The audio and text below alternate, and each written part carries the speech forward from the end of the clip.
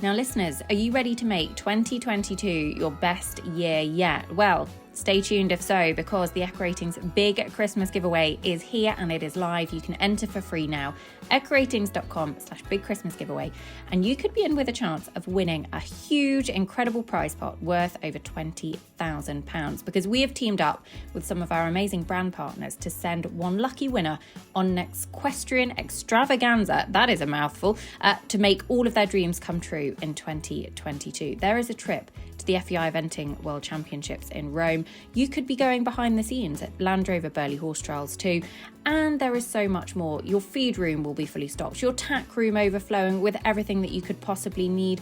We will kit you out in all of the latest technology, coaching sessions from an eventing legend, whole new wardrobe, and so much more to make you look and feel your best all year long. So, what are you waiting for? You can view the full list of amazing prizes and enter now for free over on the website. Just go to EquiRatings.com/big Christmas giveaway. It is free to enter. Entries are open now, and we will be announcing the winner just before Christmas. So make sure you follow us across social media. But are you ready to make 2022 your best year yet? Because it could be you. Go and enter now. Good luck and Merry Christmas. Welcome to Podmas on the EquiRatings Eventing podcast, where this Christmas we will be bringing you a new episode every single day in the build-up to the big day. So here we go. Let's crack on with today's show. Welcome to the EquiRatings Eventing podcast, and listeners, we are on to our next EquiRatings Horse of the Year contender, and it is the horse that has the best international dressage score, the best international finishing score of any horse in the whole world in 2021. It is none other than FischerChipmunk FRH.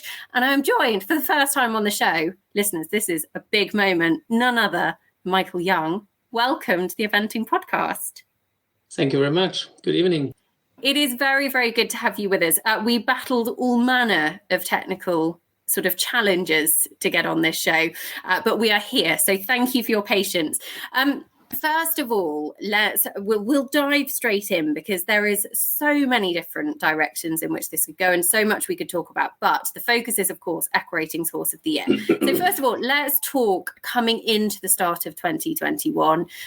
It is an Olympic year, which obviously everything had changed a little bit over the last sort of 12, 18 months. What was the feeling like in your camp and your sort of plan coming into the start of the year? Because obviously, you know, a lot of expectation, defending champion, but still a long way to go to get to the Olympic Games to even get to that point.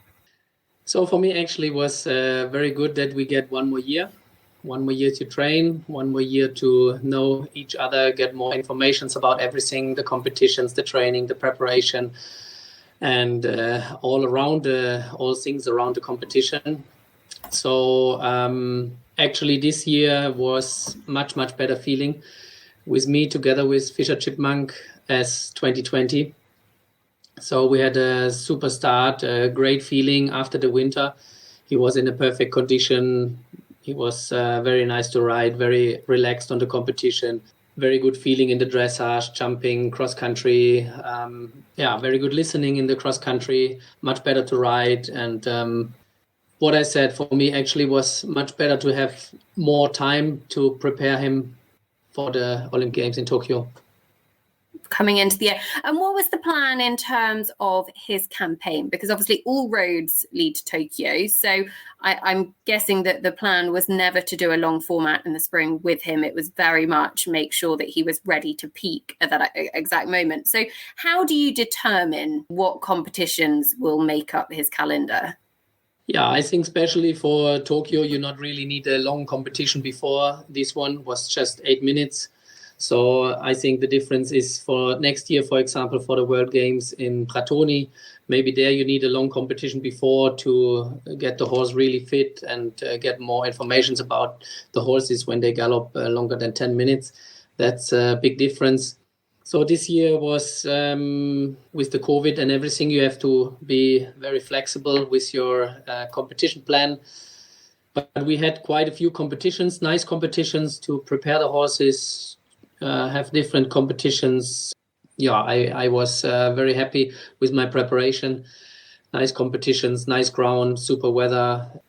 And what about his first international run of the year? Was that impressive record-breaking finishing score that I mentioned? It was actually an 18.8, which was his dressage score, best dressage score we saw internationally in the whole world last year, this year, best finishing score as well, because he finished on it.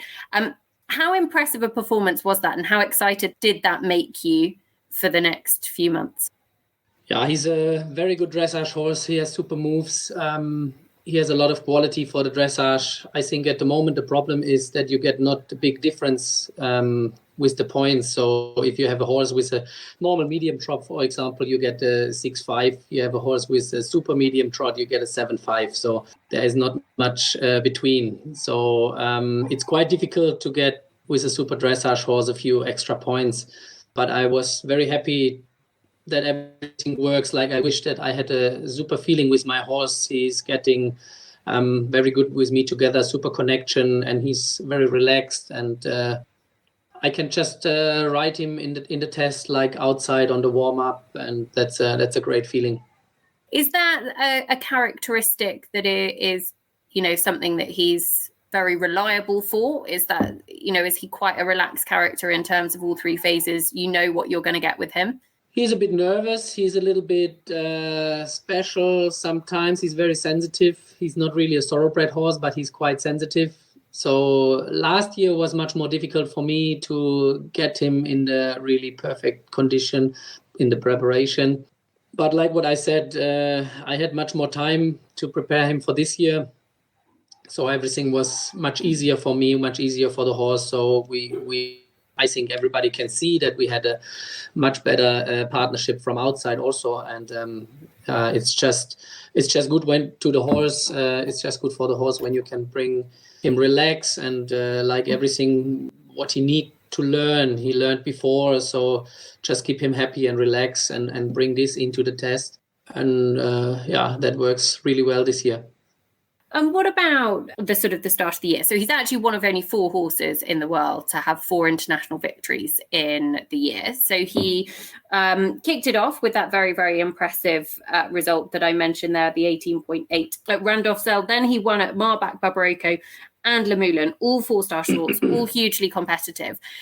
The one I want to pick out is probably Le Moulin, because it was the German National Championships. The German team was announced literally just after that competition. So, there's still a massive amount of pressure. I think you said very much going into the competition, it was still a training competition, but you obviously wanted to do as well as you possibly can. How impressed were you with that performance from him? Because he looked, certainly from an outsider, like he was firing on all cylinders in each discipline. Yeah, I was very impressed after every competition, because it works again and it works again and it works again, and always still a little bit better. So I had a super preparation. I had a great feeling, and that makes you much more positive and makes you stronger for the next one. So this is just preparation, what you can wish. What does it mean to be German national champion, though? Because it's a position you've been in before, but it is still a huge honour and result in its own right as well. For sure. I think every championship is special because it's a championship. Sure, the Olympic Games are much bigger and more important to win than the German championship, but it's everything a little step. And it was a big competition, and in Le Moulin, very good riders and horses there, super preparations, very good conditions for the competition. So it's a high class competition. The same, for example, like Aachen. This is something what you try to win. This is something of like a big competition.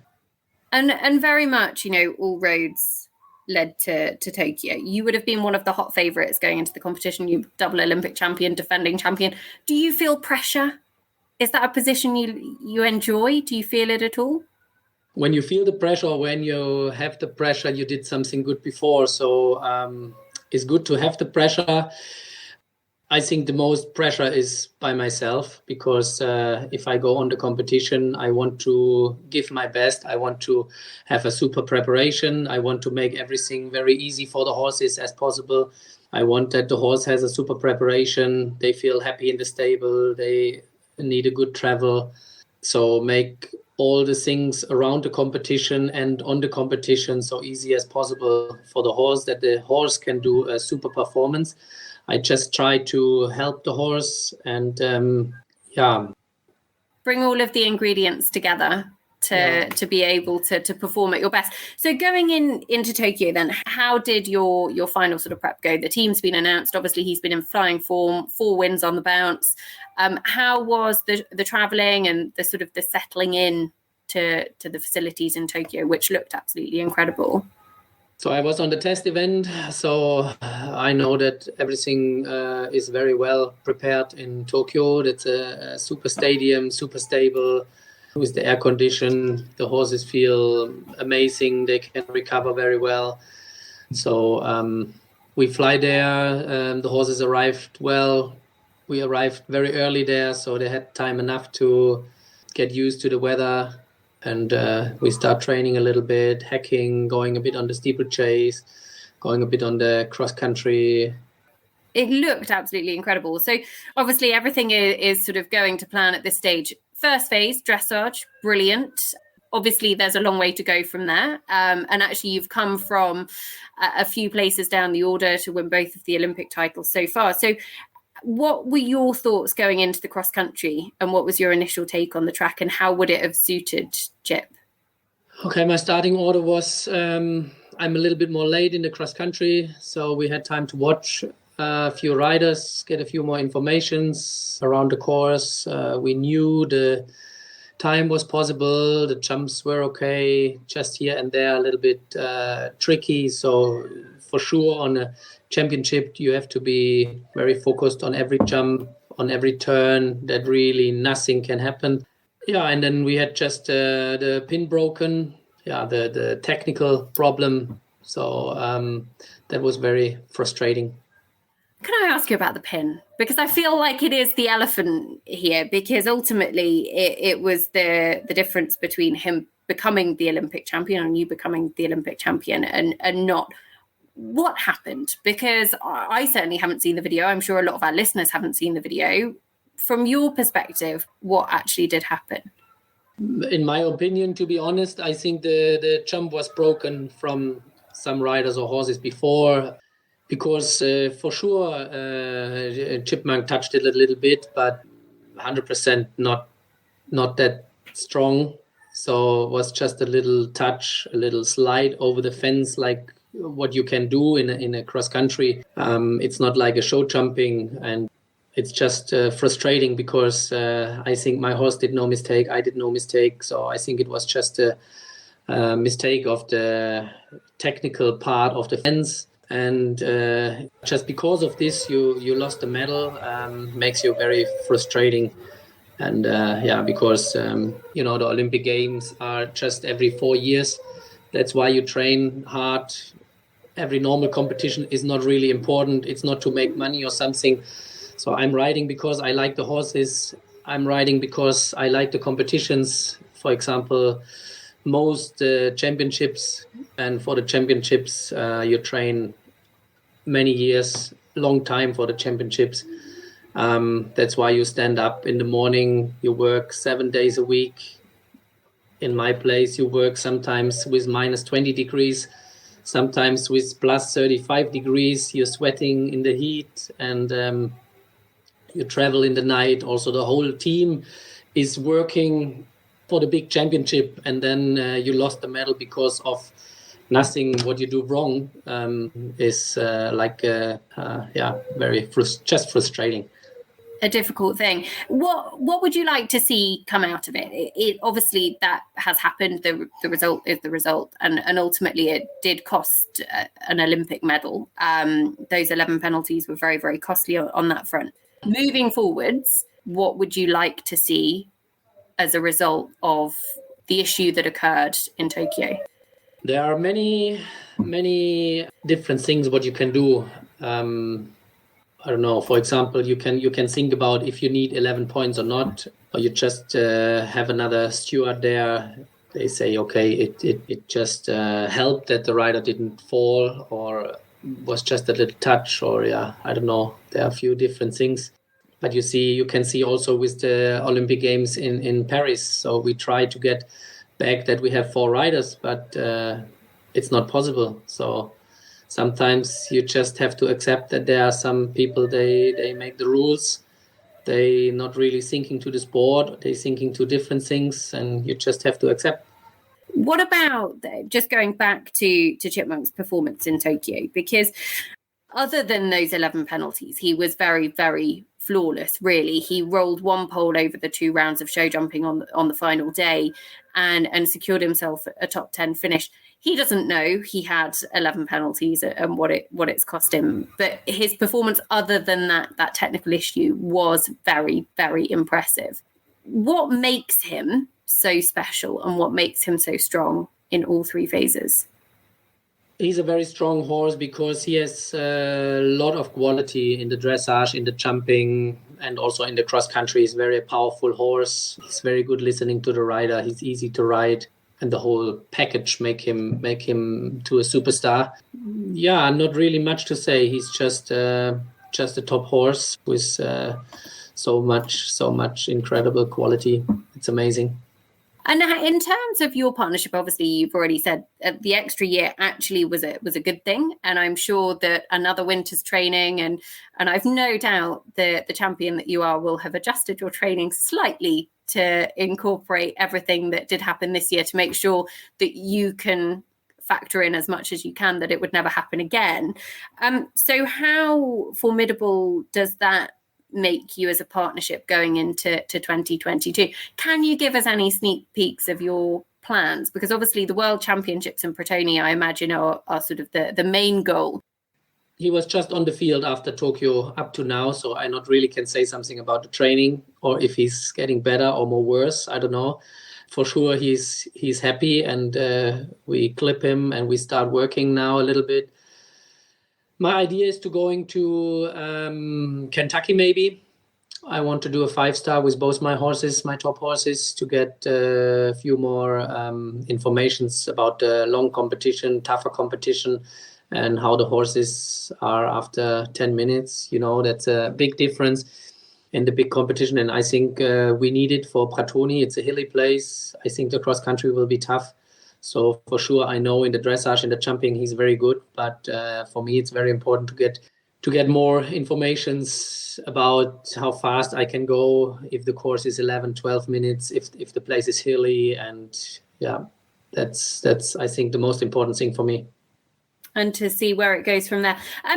Quickly, just a couple of points on him and sort of leading to listeners, this could be the deciding factor in your voting for who will be EquiRatings Horse of the Year, because he has had the most remarkable season. And aside from a technical penalty on his form book, so to speak, it is very, very faultless.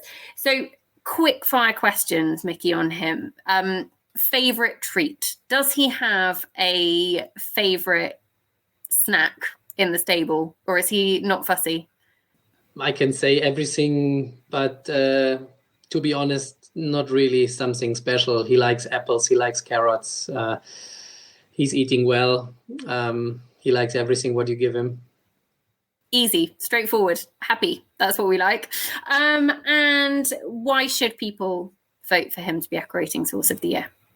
Good question. He not really won the medal, but maybe because he's, let's say, lucky loser, or because he's I think, the best horse in the world. There you go. There you have it. Maybe not just the best horse in the world, maybe also like from the character, like a really good friend. That's nice. Okay, look, we're looking forward to seeing what his 2022 will look like, because we have absolutely no doubt you will both come back stronger, and it bodes to be pretty dangerous for everybody else. I have absolutely no doubt about that. So good luck next year. Thank you very much. I'm hoping that I'm going to be able to persuade you to come back on the show, and we're going to be able to do a proper interview about all things Michael Jung, because there are so many things that we could touch upon.